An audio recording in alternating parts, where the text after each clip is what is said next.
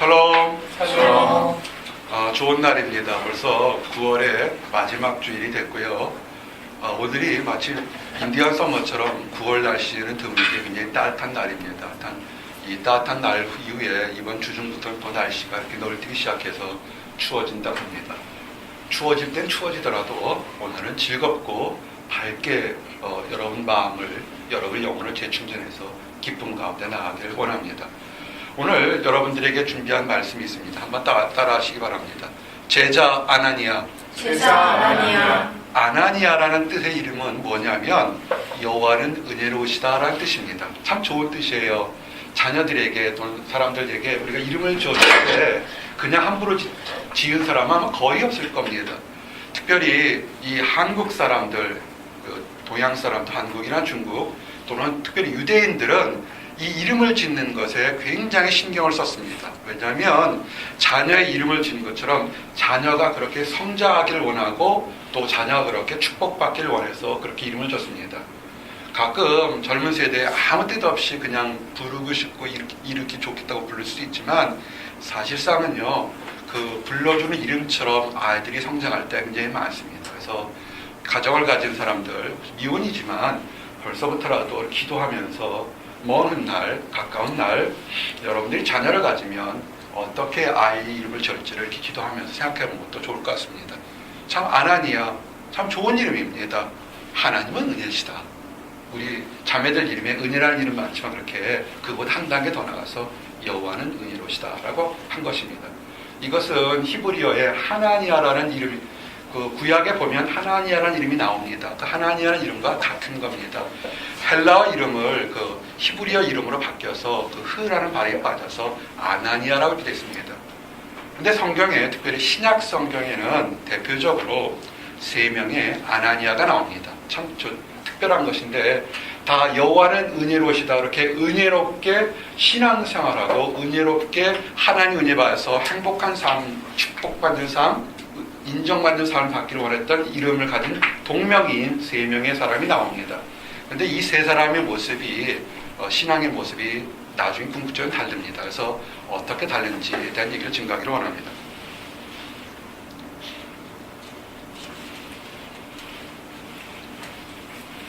첫 번째는 여러분들에게 주님 앞에서 거짓말을 한 아나니아에 대한 얘기를 하기를 원합니다. 초대교회에 예수님께서 하늘에 오르시고 나서 제자들과 그 사도들이 모여서 초대교회를 만들었습니다. 초대교회 공동체에 함께 들어오려고 했던 사람이 이 아나니아라는 사람이었습니다. 그 부인의 이름은 삽비라라고 합니다. 이 부인과 아나니아는 뜻이 있어가지고 자기들의 소유를 팔아서 사도들 앞에 나왔습니다. 정말 현대말로 얘기하면 자기가 가지고 있는 집이나 땅을 팔아서 헌금을 하나님의 교회 앞에 드러났던 것입니다. 그가 소유를 받아서 사도들 앞에 둔 것은 초대교회에 어떤 그 따뜻한 분위기가 있어서 그렇습니다. 초대교회 때 이것이 유대교가 시작된 것이 아니라 초대교회가 막 시작되니까 초대교회에 예수 그리스도 믿는 사람들이 억압받는 사람, 가난한 사람, 과부라고처럼 그렇게 환경이 어려웠습니다. 그래서 그 신앙생활 하기가 어려우니까 그나마 조금이라도 더 가진 사람이 더 힘든 사람을 위해서 자기 소유를 내 것이라 주장하지 않고 땅을 팔든 무엇을 팔아서 그 힘들고 어려운 사람들에게 나눠주는 그런 따뜻한 분위기였습니다.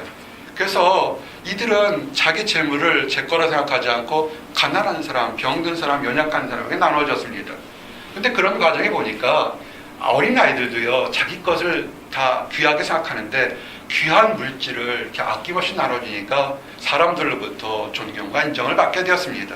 그때 모습이 사도행전의 4장 32절에 34절에 이렇게 증거되어 있습니다. 믿는 무리가 한 마음과 한 뜻이 되어 모든 물건을 서로 통용하고 자기 재물을 조금이라도 자기 것이라 하는 이가 하나도 없더라. 사도들의 큰 권능으로 주 예수의 부활을 증언하니 무리가 큰 은혜를 받아 그 중에 가난한 사람이 없으니 이는 밭과 집 있는 자는 팔아 그 판 것의 값을 가져다가 사도들의 발 앞에 두매 그들이 각 사람의 필요를 따라 나누어 줍니다. 아멘. 참 대단한 일이죠. 우리가 교회에서 서로를 부를 때 뭐라고 그럽니까? 형제, 자매라고 부릅니다.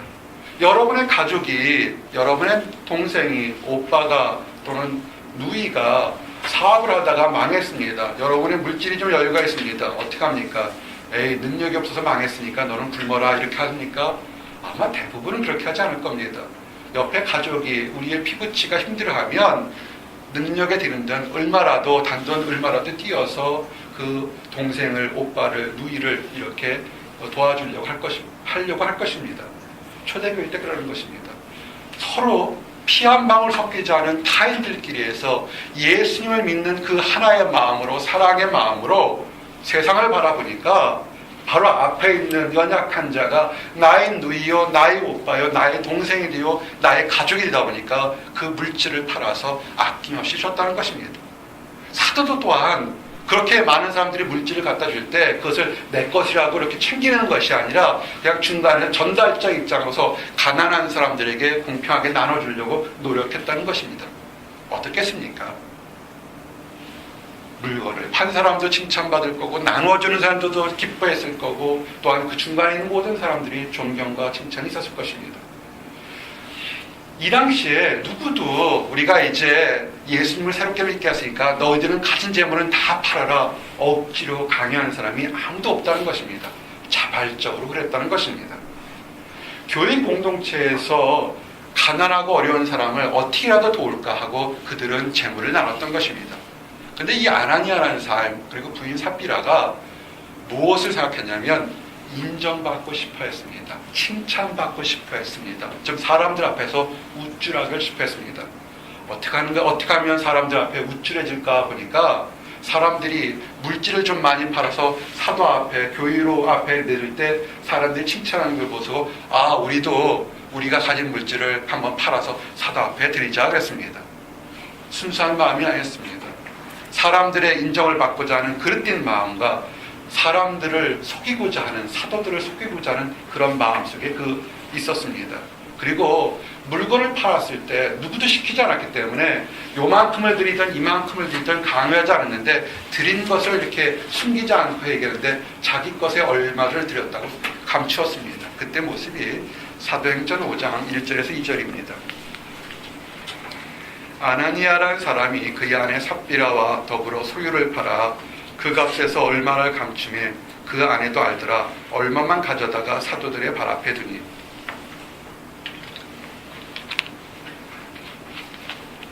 물건을 팔고 재물을 팔아서 하나님의 교회 앞에 드릴 때 요만큼은 내가 필요할 거고 요만큼은 하나님께 드린다고 하면 누가 뭐라 할 사람 없습니다. 아무도 뭐라 할 것이 없습니다. 근데 그들이 하나님 앞에서 사도들을 속이고 하나님을 속이려고 했던 것입니다. 돈을 이불에 감췄습니다. 그러면서 뭐라고 하냐면 감춘 거 자기가 쓰려고 감추는 거 남겨놓는 것은 그건 죄악이 아닙니다. 그러나 그것을 마치 감춰놨으면서도 그게 전부인 것처럼 속였다는 것입니다. 이것은 뭐냐면 마음에 사탄이 활용하도록 허용한 것입니다. 자, 주의하십시오. 우리가 교회에 와서 하나님께 인정받으려고 봉사하려고 할 때도 잘못하면 사람들의 인정을 받으려고 하게 되면 그들의 행동에 사단이 침투할 수 있는 그런 구석들이 있다는 것입니다. 우리만이, 당신과 나만이 알고 있는 이 비밀을 누가 알겠어? 그런 악한 생각이 있었던 것입니다. 정말 성령 하나님 정말로 계실까? 그 예수 그리스도가 부활했기 때문에 정말 알까? 우리가 땅 팔아서 일부러 숨겨놨던 거 아무도 보지 않는데 그것과도 알까? 이런 생각, 악한 생각을 했던 것입니다.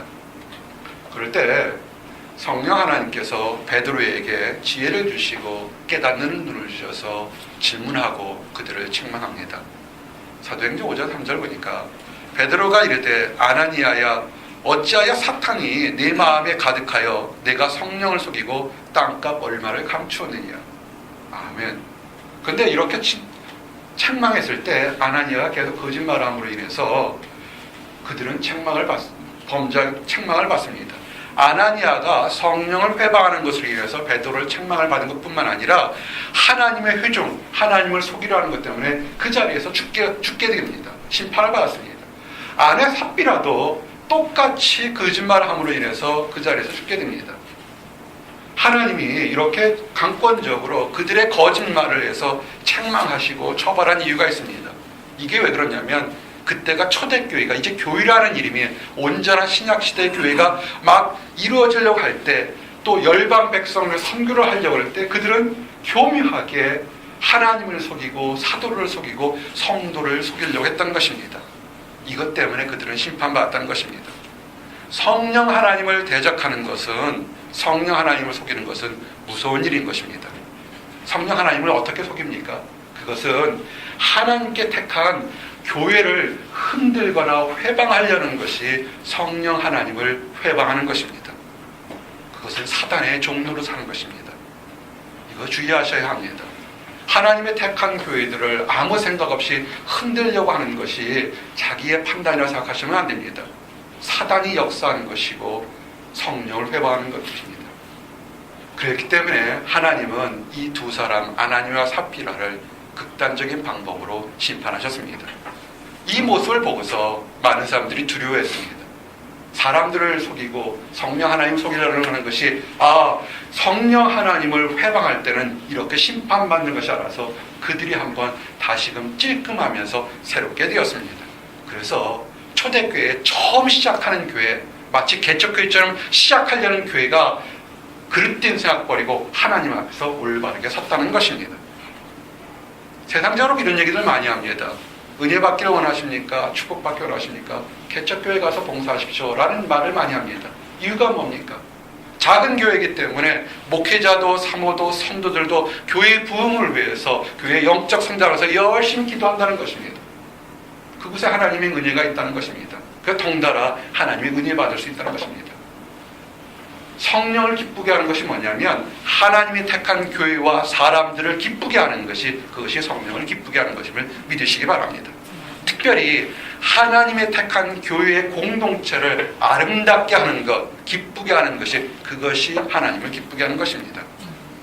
첫 번째, 세 명의 아나니아에서 첫 번째 아나니아는 주님 앞에서 거짓말한 아나니아에 대해서 얘기를 했습니다. 두 번째 아나니아가 나옵니다. 대제사장 아나니아입니다. 제사장도 아니고요, 대제사장이니까 종교적으로 신분이 굉장히 높았던 사람입니다. 이 아나니아는 네베데우스의 아들입니다. 헤롯 안티네페스 2세에 의해서 AD 48년에서 59년 사이에 그 대제사장으로 임명받았던 사람입니다. 로마의 그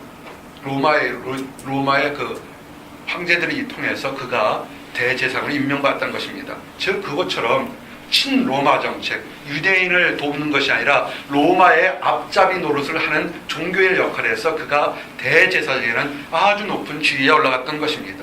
그래서 후에 그 이스라엘 백성들, 유대인의 그 미움을 받아서 나중에 셀로 땅에 의해서 암살당하는 그런 슬픈 운명을 가졌던 사람입니다. 그는 제사장의 역할이 뭡니까? 일반 성도들보다 하나님을 가까이서 섬기는 역할을 하는 그 신분을 가진 것이 제사장입니다. 그 중에 대제사장은 뭡니까? 그 제사장 중에서 우두머리가 되어서 하나님을 잘 섬기고 하나님의 말씀을 증거하는 사람이 대제사장이었습니다.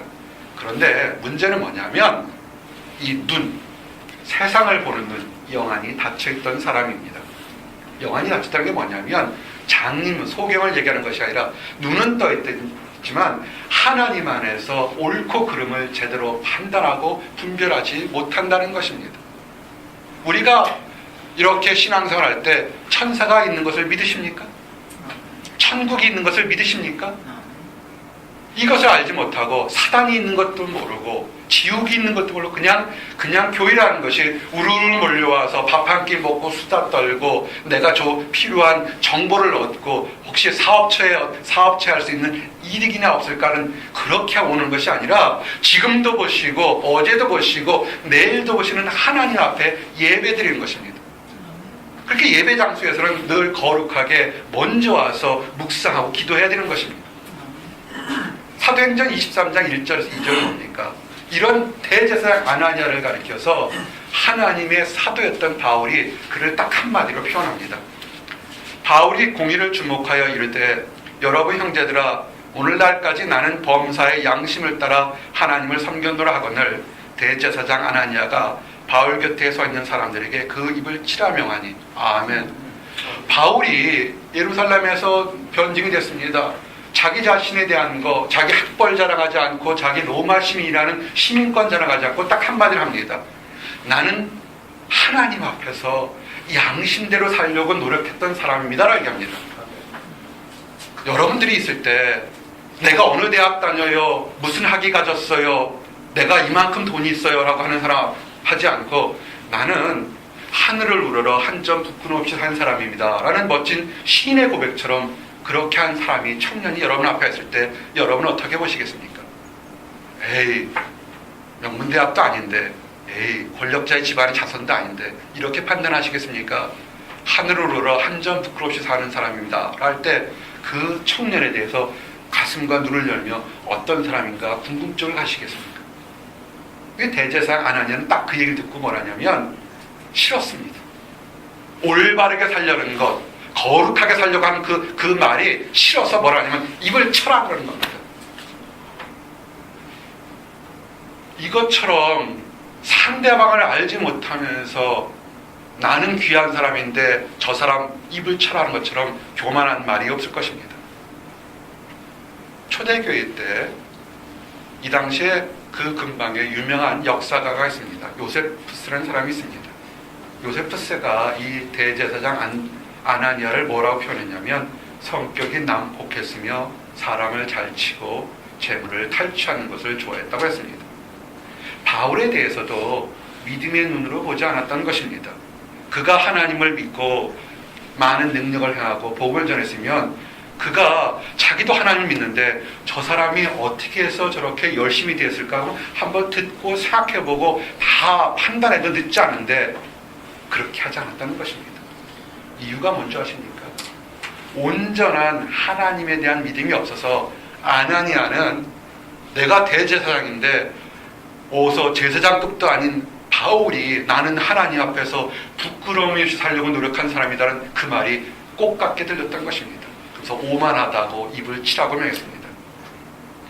그럴 때 사도 바울이 뭐라고 그랬냐면 사도 바울이 영안이 열려서 그 거룩한 자리 회당의 옷을 입고서 수없이 많은 제사장 밑에 있는 그 대제사장의 모습이 그렇게 거룩한 모습이 아니었다는 것을 발견했습니다. 그래서 이렇게 얘기를 합니다. 사도행전 23장 3절에 보니까 바울이 이르되 회칠한 담이여 하나님이 너를 치시로다. 내가 나를 율법대로 심판한다고 앉아서 율법을 어기고 나를 치라 하느냐 하니. 아멘. 회칠한 무덤이 뭡니까? 이쁜 관입니다. 관을 우리가 이 근처에 보면 이 캠브리지 근처에 하면 미국 내에서 처음으로 가든 세미터리라는 것이 있습니다. 정말 아름다워요. 지금쯤 가게 되면 이게 가든인지 아니면 파기인지 모를 정도로 정말 그 묘지가 아름다운 곳이 있습니다. 예전에 우리 바로 그 집 앞에 살아서 정말 참으로 많이 그곳에 많이 갔습니다. 그런데 그 아름다운 무덤들 비석이 있지만 그 안에 뭡니까? 썩어져가는 송당들이 있는 것입니다. 그렇게 꽁꽁 묶어서 뭐냐면 그 안에 썩어져 냄새나는 그 시체들 냄새가 밖으로 못 나오도록 포장하고 이쁘게 돌로 흙으로 쌓아놨던 것입니다. 대제사장 아나니아가 겉으로는 화려한지 모르겠지만 그 안에서는 영원히 썩어나가는 그런 회칠한 무덤이라고 얘기를 했던 것입니다. 대제사장 아나니아가 어떤 자리라고 그랬습니까? 다른 사람보다 사람들을 대표해서 하나님을 영광스럽게 섬기는 귀중한 자리에 있었는데 그가 그 사역을 감당하지 않고 오히려 자기의 명예를 지키려고 그랬고 특권을 유지하려고 오히려 비록 이름도 없고 보잘것없지만 하나님을 열심히 섬기려는 하나님의 제자들을 핍박하고 조롱한 그런 어리석은 종교인이었습니다. 앞에 타이틀은 제사장이었지만 그는 신앙인이 아니라 종교인이었던 것입니다. 그래서 그가 그런 모습 때문에 같은 유대인의 다른 믿음이 없는 유대인의 셀로 땅에 피살 당할 수밖에 없는 그런 슬픈 운명을 받을 수밖에 없었던 것입니다. 사랑하는 성도 여러분, 우리가 이런 대제사장 아나니아와 같은 믿음을 해서는 안 됩니다. 내가 이만한 큰 교회를 이룬 거, 내가 이만한 큰 교회에 큰 직분을 가진 거, 내가 이만을 모였다는 거, 그것이 자랑할 것이 아니라 사도 바울처럼 하나님 앞에서 온전해지려고 하나님이 주신 그 율법에 따라 사랑에 따라 양심대로 살려고 오늘도 노력하는 사람입니다 라고 고백하는 그 사람이 올바른 신앙이요 제자인 것입니다. 이제 오늘 하고자 하는 말씀, 오늘 여러분들과 나눴던 그 말씀이 있습니다. 한번 따라하세요. 다메섹의 아나니아. 다메섹의 아나니아. 다 이름들이 똑같아서 그 지역에 있는 그런 얘기들을 한 것입니다. 우리가 제자, disciple이라고 할 수 있는 그리스도의 제자라게 부르기에 합당한 인물이 오늘 주신 본문에 언급된 다메섹에 있는 아나니아입니다. 말 그대로 그가 출신이 다메섹입니다. 현재 시리아의 지역인 다메섹 사람입니다. 그는 언젠지는 모르겠지만 예수님을 구주로 믿고 헌신한 제자입니다. 여러분들이 성경을 이리 보고 저리 봐도 알겠지만 예수님의 12사도와 같이 많은 사람들에게 알려진 사람이 아닙니다.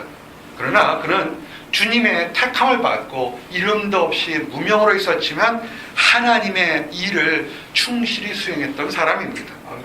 그가 받은 건 뭐냐면 유명하지도 않고 인정받지도 않지만 하나님의 위로, 하나님이 나를 사랑했다는 그 소망 가지고 묵묵히 살았던 경건한 사람이었습니다. 그래서 우리는 한마디로 아나니아를 표현할 때 경건한 사람이었다 이렇게 표현합니다. 사도행전 22장 12절에 보니까 아나니아를 이렇게 표현합니다.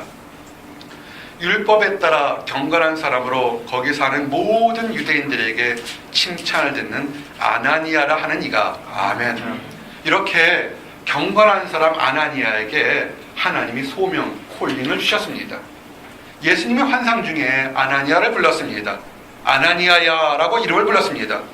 그러면서 그가 상대할 사람 이름을, 만날 사람 이름도 사울이라고 이름을 정확히 불렀습니다. 이름만 부르는 것이 아니라 아나니아에게 집가, 스트리트겠죠. 집가라는 거리에 유다의 집에 있는 5사람인 사울을 찾아가라고 아주 정확하게 구체적으로 명령을 주셨습니다. 오늘 주셨던 말씀 사도행전 9장 10절 12절에 보니까 그때 다메섹에 아나니아라는 제자가 있더니 주께서 환상 중에 불러 이르시되 아나니아야 하시거늘 늘 대답하되 주여 내가 여기 있나이다 하니 주께서 이르시되 일어나 집가라 하는 거리로 가서 유대의 집에서 5사람 사울이라 하는 사람을 찾으라. 그가 기도하는 중이니라. 그가 아나니아라 하는 사람들이 들어와서 자기에게 안수하여 다시 보게 하는 것을 보았느니라 하시거늘. 아멘. 여러분, 우리 기도하는 사람들 중에서 이게 성들 중에서 환상을 봤다고 하는 사람들이 있습니다. 그래서 이것이 하나님의 뜻이라고 이렇게 주장하는 사람들이 있습니다. 참 부러운 얘기입니다. 하나님께서 우리 주님의 영이 그 사람이 환상을 주신 거 정말 그거 아무나 하는 것이 아닙니다. 근데 주의해야 될 것이 있습니다. 그것이 정말 예수의 영으로 온 환상인지 아니면 그릇된 영으로 온 것인지를 알아야 됩니다. 여기 아나니아가 부를 때 주님께서 그를 아나니아라고 뭘 불렀습니까? 이름을 불렀습니다. 근데 아나니아는 당황하지 않았습니다. 왜 그랬을까요? 당황하지 않고 그는 오히려 주님 내가 여기 있나이다라고 했습니다. 이 말을 통해서 우리가 알 것은 뭐냐면 아나니아가 이렇게 환상을 본 것은 이번 한 번이 처음이 아닐 것이라는 것입니다. 환상을 봤을 때 단 한 번의 환상을 보고 단 한 번의 기도응답 받고서 내가 세상을 뒤엎을 만한 큰 믿음의 용사라고 그렇게 하는 것은 교만하거나 대충 다 넘어지는 것입니다. 이 아나니아는 예수님의 환상과 예수님의 뜻을 여러 번 보았기 때문에 그 음성을, 그 분위기를, 그 능력을 체험해서 아나니아야 부를 때 주님이 부르신 줄 알고 주님 내가 여기 있느라고 두려워하지 않고 고백했다는 것입니다. 그리고요, 우리가 이 아나니아가 주님을 만났을 때 공포스러운 방법이 아니라 친구처럼 아름다운 교제를 계속 해왔다는 것을 알 수가 있습니다. 그것을 어떻게 하냐면 친밀한 교제라는 것을 이 주님께서 아나니아에게 어떤 명령을 이렇게 하라 그랬을 때 아나니아가 자신의 생각이 틀렸다는 것을 그 자리에서 마치 친구처럼 얘기하고 그러면서 순종하는 마음으로 그것을 다시 받아들이는 것을 알 수가 있다는 것입니다.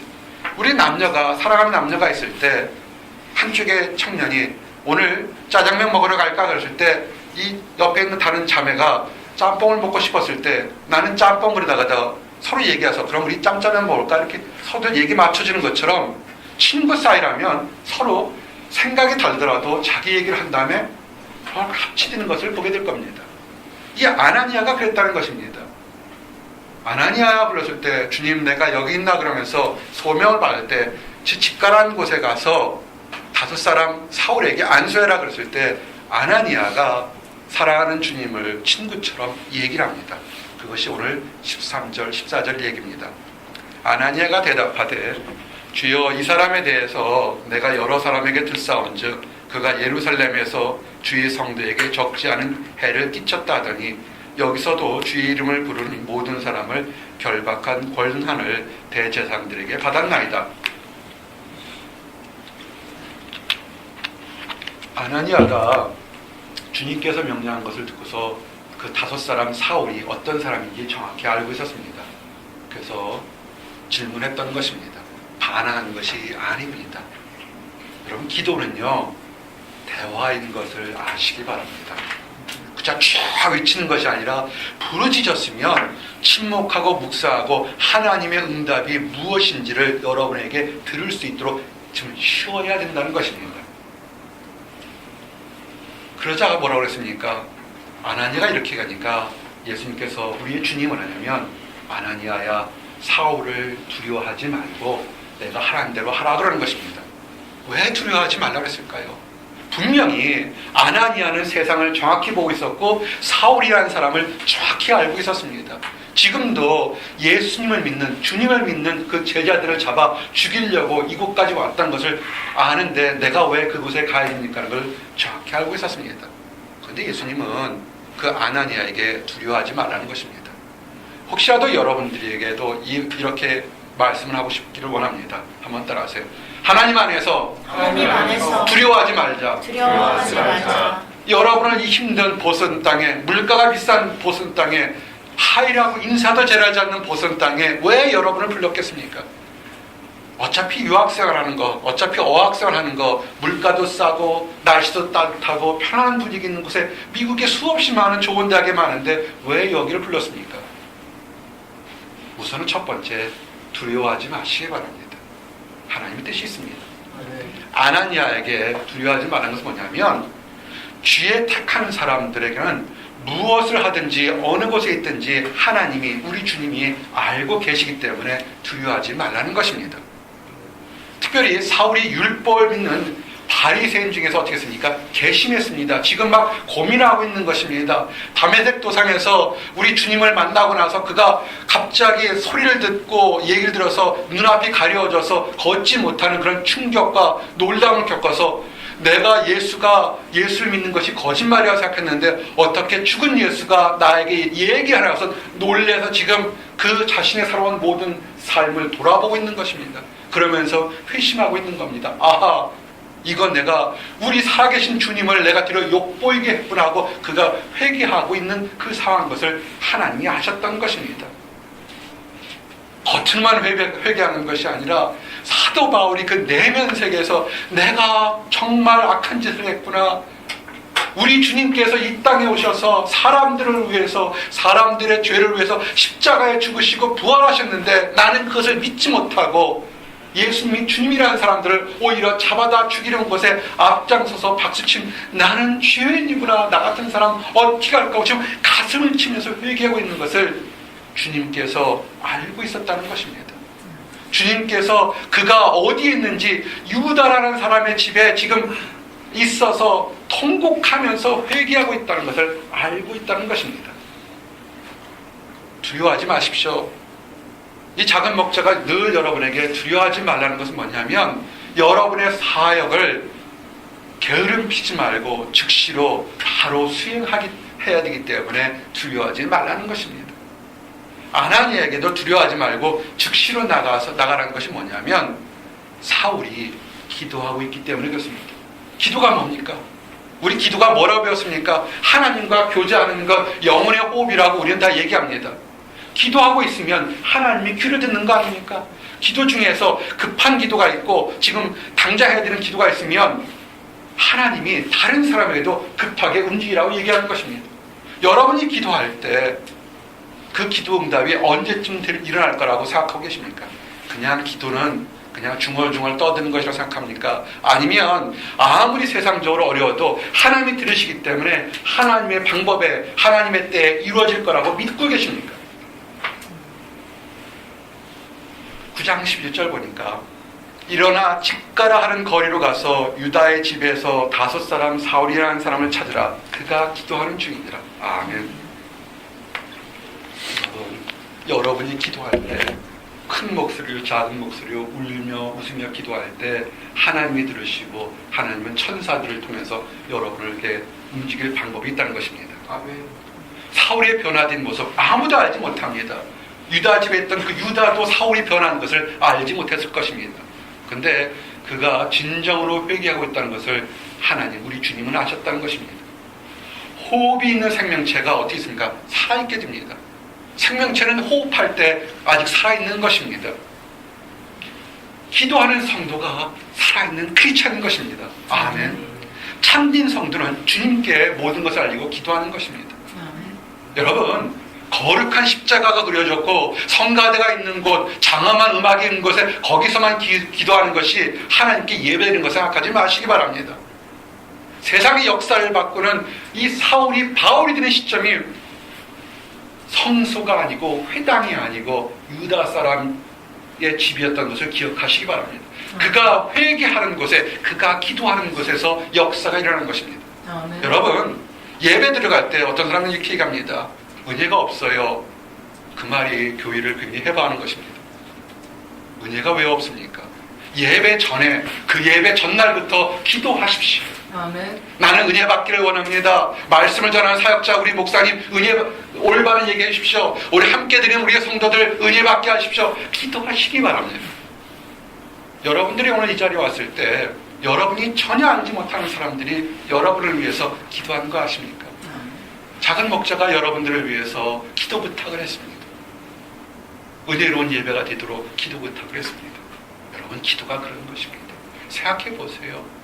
아무리 하나님을 잘 섬기는 아나니아가 어떻게 지금 사울이 회심한지를 어떻게 알겠습니까? 주님은 아십니다. 특별히 사울이 기도하기 때문에 그의 속마음에서 내가 잘못했다는 그 기도 소리를 듣고 주님께서 믿음의 용사 아나니아를 빨리 급히 가라고 얘기하신 것입니다. 여러분이 진정으로 회개하고 여러분이 진정으로 기도하면 천사를 통하든 사람을 통하든 즉각적으로 여러분들에게 올 거라 믿습니다. 아멘. 그리고 왜 두려워하지 말 것은 뭐냐면 우리의 주님은 외향을 보지 않으십니다. 아멘. 사람의 중심을 보십니다. 아멘. 사울이 어떤 사람이었습니까? 사울이란 이름만 들어도 부르르 떨 정도로 과거에 악한 행동을 했던 사람이었습니다.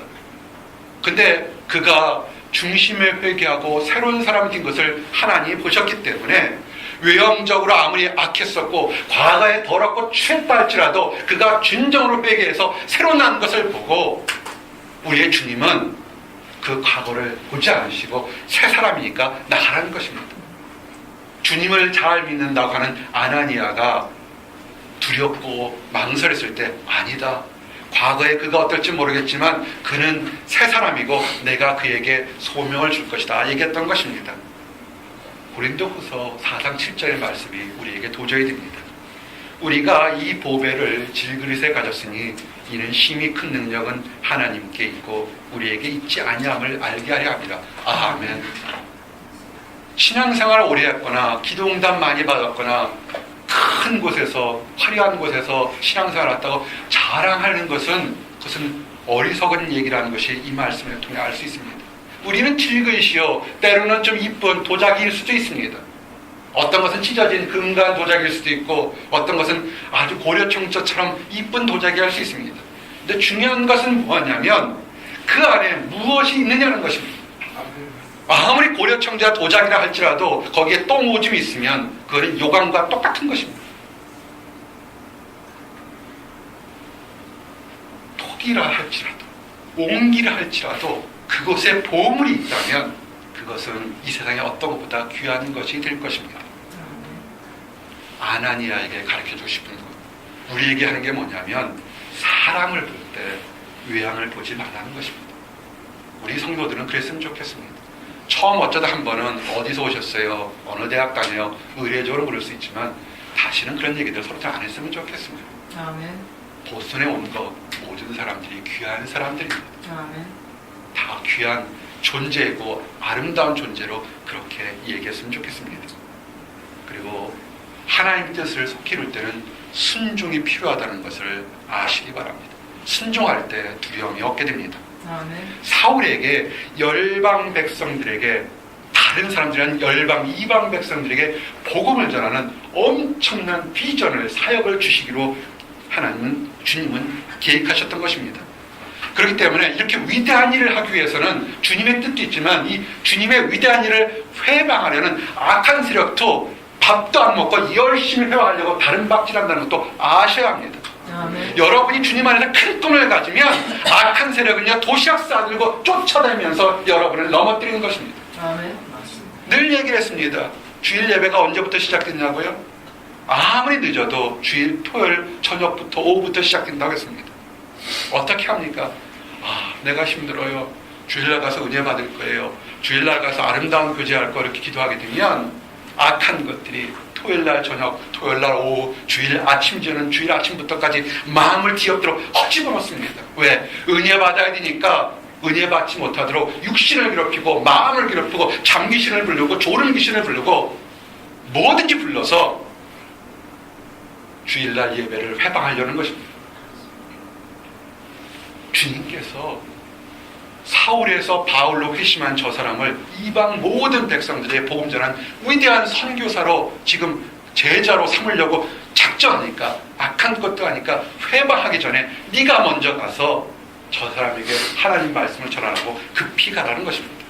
그것이 사도행전 9장 15절에서 16절 말씀입니다. 주께서 이르시되 가라, 이 사람은 내 이름을 이방인과 임금들과 이스라엘 자손들에게 전하기 위하여 나의 택한 그릇이라. 그가 내 이름을 위하여 얼마나 고난을 받아야 할 것을 내가 그에게 보이리라 하시니. 아멘. 주님은요 모든 사람들에게 아주 각부들에게 특별한 뜻을 가지고 계십니다. 그렇기 때문에 여러분들께 주님이 말씀하시면 즉각적으로 순종하는 것이 가장 좋습니다. 여러분의 뜻보다는 주님의 뜻이 완전하고 온전합니다. 아나니가 어땠습니까?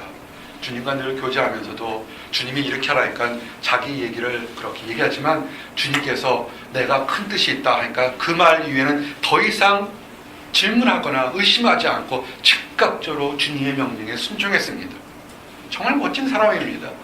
아나니아는 주님의 명령을 듣고서 즉시로 사울에게 바로 찾아갔습니다. 딴 데로 가서 다른 사람들에게 가서 주님께 기도했는데 사울이 한 청년에 가서 안수하라고 그러는데 내가 갈까 말까? 야, 혹시 모르니까 함정일지도 모르니까 너희들 나와 같이 갈래? 이 동네에 있는 애들 다 불러! 뭐 이렇게 하지 않았다는 겁니다. 그냥 바로 찾아갔다는 것입니다.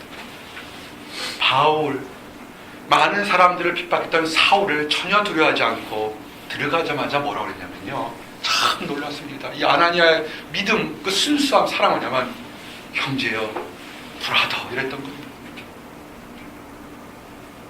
눈이 아파 안 보여서 허배는 사람에게 고소하거나 너 벌 받은 거야 이렇게 하지 않고 형제여 그랬다는 것입니다. 그러면서 아무 얘기하지 않고 주님의 명령 그대로 안수하면서 주님의 명령을 알려주었습니다. 17절에는 얘기입니다. 아나니아가 떠나 그 집에 들어가서 그에게 안수하여 이르되 형제 사울아, 주 곧 내가 오는 길에서 나타나셨던 예수께서 나를 보내어 너로 다시 보게 하시고 성령으로 충만하게 하신다 하니. 아멘. 사울이 병 고침을 어떻게 받습니까? 안수 받을 때, 우리 주님 예수 그리스도 이름으로 기도 받을 때 눈이 안 보였던 것이 다시 볼 수 있는 병 고침을 받았습니다. 뭐가 안 보였던 것입니까? 육체적으로 안 보였던 것을 이제는 이 세상이 내 뜻대로 하는 것이 아니라 하나님의 질서대로 움직이는 하나님의 질서를 바라볼 수 있는 영안이 열렸던 것입니다. 마음이 열렸던 것입니다. 우리가 은혜 받았다 그러는 것이 어떤 외형적인 것, 병이 고쳤어요, 내가 물질이 많이 생겼어요, 내가 환경이 좋아졌어요, 이런 외형적인 것만이 아닙니다. 사도 바울이 또 고친 게 뭐냐면 마지막 말씀처럼 가슴에 마음에 성령 충만하도록 변화됐다는 것입니다. 진정으로 하나님 은혜 받은 기도응답은 뭐냐면요, 어떤 우리가 기도한 학교 붙는 거, 취업하는 거, 여인이 생기는 거, 돈이 생기는 거, 병이 고쳐지는 게 아니라 그런 위험적인 것뿐만 아니라 그 안에 내면 세계 하나님을 향한 뜨거운 기쁨이 있는 영적 충만, 성령 충만함이 있을 때 그것이 응답받은 것입니다. 아멘. 우리 모스턴 목양교회가 현재 이름은 그리스교회, 정말 기적 같은 응답들이 참으로 많이 일어났습니다. 그런데 그때마다 우리가 늘 생각하는 뭐냐면 그런 응답이 저 성도를, 저 형제를, 자매를 얼마나 영적으로 성령 충만하게 만드는데 거기에 관심 가졌던 것을 우리는 알고 있습니다. 아멘. 진정한 기도 응답은 외형적인 것뿐만 아니라 이 안에 내면 세계가 성령 충만해야 되는 것입니다. 아멘. 이 다메섹의 아나니아는 정말 그 사역이 귀중한 특징이 있습니다. 아나니아가 악명이 높았던 그 사울을 찾아가는 것은 그 쉬운 일은 아니었을 것입니다. 자신의 생각과 반대되는 것이었습니다. 그러나 자신의 뜻과 달라도 명령에 순종했습니다.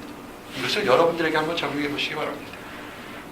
큰 교회, 화려한 교회에서 이 신학기가 되면 가만히 있어도 수십 명, 100명 이상의 성도들이 이렇게 몰려오게 됩니다. 전도하지 않아도 됩니다. 그러나 작은 교회, 개척교회 또는 미약한 교회에서 한 사람을 데려와서 이렇게 예수를 믿거나 공동체 신앙생활하기는 그리 쉽지 않습니다. 목회자가 성도들에게 전도하라는 얘기도 때로는 부담스러워서 못할 때가 참으로 많습니다. 왜냐하면 그릇된 마음을 가질까. 근데 이것을 여러분에게 적용하고 이 작은 목자에 적용하게 되면 우리가 왜 보스턴에 불렀냐는 것입니다. 보스턴 인구의 65% 이상의 청년들은 학생인 것입니다. 그들이 하나님을 알지 못하기 때문에 그들이 세상에 치여서 마음을 상처받고 환경을 상처받고 다른 걸 상처받을 때 그들을 위로할 누군가는 있어야 할 때 우리를 들어 이곳에 불렀는데 우리가 그것을 하는 것을 싫어한다는 것입니다. 보스턴 생활이 길어지면 거꾸로요, 다른 사람들에게 복음 전하거나 사랑 베푸는 것을 싫어하는 사람들이 많습니다. 우리 교회는 그렇지 않습니다. 이유가 뭔지 아십니까? 그들 마음속에 내가 처음 왔을 때 누구도 나한테 따뜻하게 대해주지 않았어. 내가 처음 왔을 때 영어가 안 돼서 환경이 안 돼서 내가 얼마나 망신을 당했는데 나도 힘들게 어려운 건데 너도 한번 당해봐. 이렇게 하는 사람들이 있습니다. 그게 좋을까요? 그건 좋은 것은 아닐 겁니다. 우리가 이곳에서 영어가 안 됐고 비자가 안 됐고 다른 것이 안 돼서 힘들었다면, 그래서 이제 환경이 좀 나아졌다면 뒤려 처음 오고 힘들어하는 사람들에게 따뜻한 손을 내밀어서 격려해주고 위로해주고 소명을 주는 것이, 그것이 그 하나님의 뜻인 것입니다. 아나니아에게 그랬던 것입니다. 너무나 빤히 잘 알고 있어 가기 싫어하는 것이지만 아나니아는 순종했다는 것입니다. 우리 순종합시다. 우리 이곳 보스턴에서 1년을 살든 10년을 살든 하나님이 뜻이어서 이곳에서 불렀다면 이곳이 황무지가 아니라 장미꽃이 되도록 우리의 가정이, 우리가 다니는 학교가, 우리가 만나는 사람들이 아름다운 장미꽃 화단 바뀌어야 됩니다. 이래서 어떻게 되겠습니까? 부르짖는다가 되는 것이 아니라 이거 역시 내면이 변해야 됩니다. 아나니아는 그 심성이 예수님의 성품을 닮아가는 사람이었기 때문에 가능한 것이었습니다. 예수님의 아나니아의 평판이 뭡니까? 율법에 의하여 경건한 사람이라고 사도행전 22장 10절에 했습니다.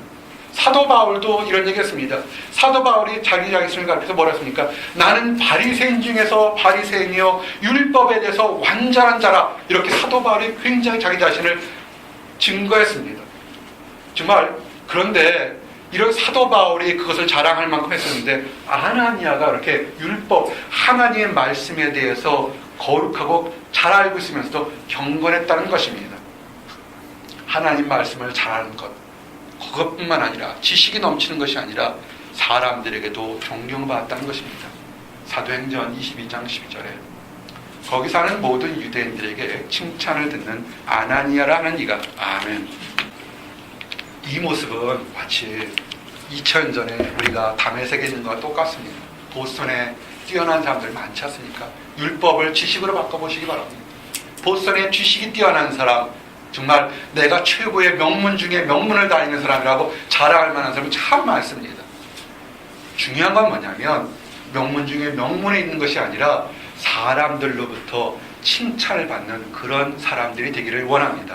아멘. 이 당시 상황을 한번 돌아보면 여기서 아나니아가 온 유대인이라고 했습니다. 모든 유대인에게 칭찬받았다, 존경받았다면 그 당시 유대인들의 존경을 받으려면 신분이 높아야 됩니다. 랍비나 대제사장처럼 그렇게 신분이 높아야 되고, 신분이 높은 것뿐만 아니라 하나님의 말씀에 대해서, 율법에 대해서 지식이 깊어야 됩니다. 그리고 그런 것이 아니더라도 공의의 의원, 이스라엘 백성들의 70인처럼 공의의 의원처럼 사회적으로 사람들을 대표하는 지위가 높아야 됩니다.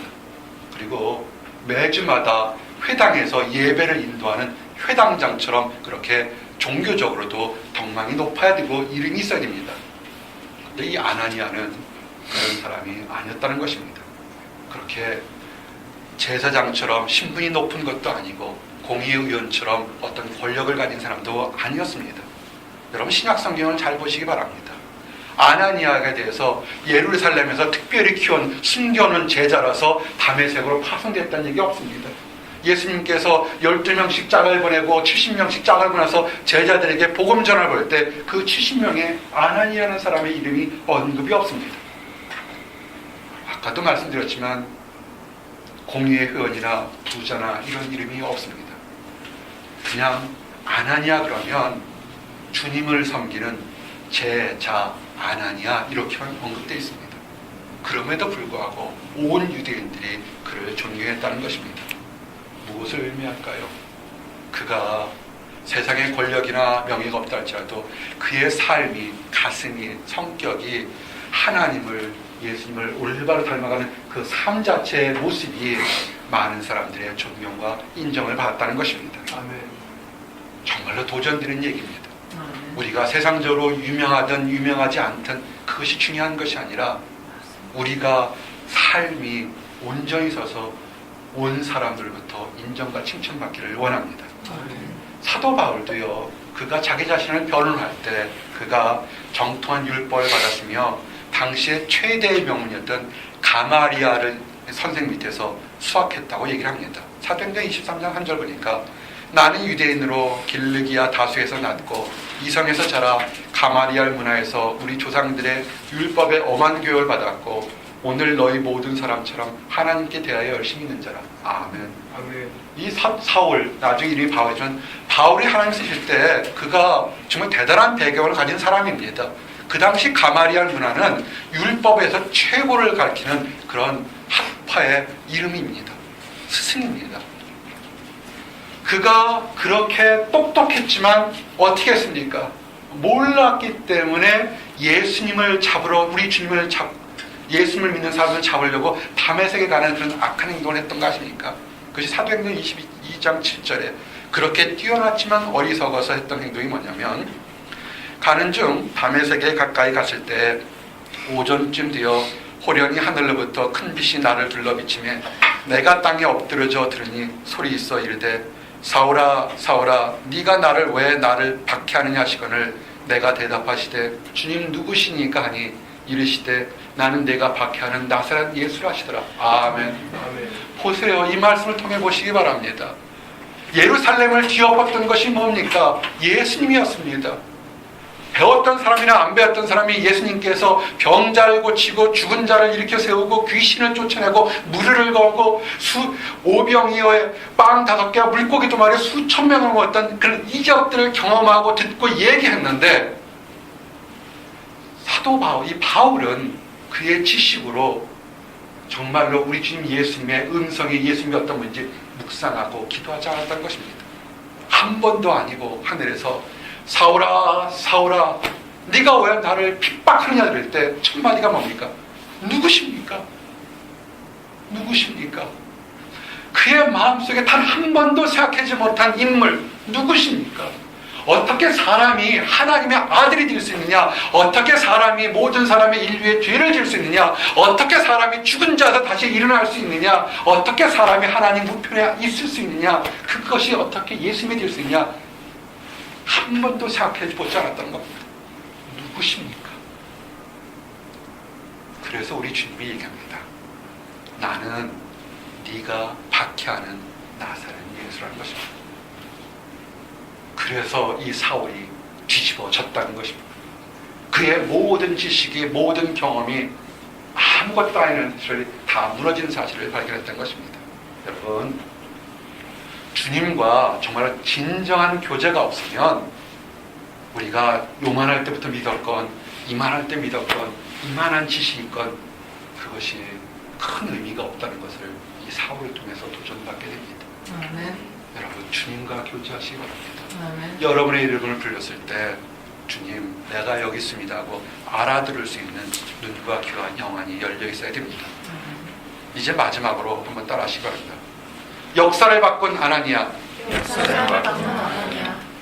이제 마지막으로 세상의 역사를 바꾸는데 일을 한 제자 아나니아에 대한 얘기를 하기를 원합니다. 이방인들 또는 유대인들에게 복음 전할 때 우리 주님은 특별한 방법을 썼습니다. 우리가 에디오피아 내시 환관에게서 복음을 전할 때 어떻게 했습니까? 말씀 잘하고 뛰어난 빌립 집사를 통해서 이디오피아 내시에게 복음 전하도록 그렇게 했습니다. 로마의 백부장 고넬료에게 복음을 전할 때는 어떻게 했습니까? 사도 베드로를 보냈습니다. 빌립 집사도 아니고 예수님의 직전 제자들도 아니고 예수님의 사랑하는 요한과 베드로와 야고보도 아니었는데 이방인들에게 유대인이란 요만한 수백 명이 아니라 이방의 수천 명, 수억 명, 수십억 명 사람들에게 복음을 전하게 되는 사역을 가진 그 소망했던 바울에게는 당시에 이름이 알려지지 않았던 아나니아를 보냈던 것을 기억하시기 바랍니다. 주님이 직접 개입하시고 명령하셨던 것을 기억하시기 바랍니다. 사도 바울이 주님의 종으로 세계 이방인들에게 복음을 전하는 정말 종교사에서 큰 획을 그렸던 그 사울이 바울되어서 사도로 만드는 그 귀한 공로자가 누구냐면 이 제자 아나니아였던 것입니다.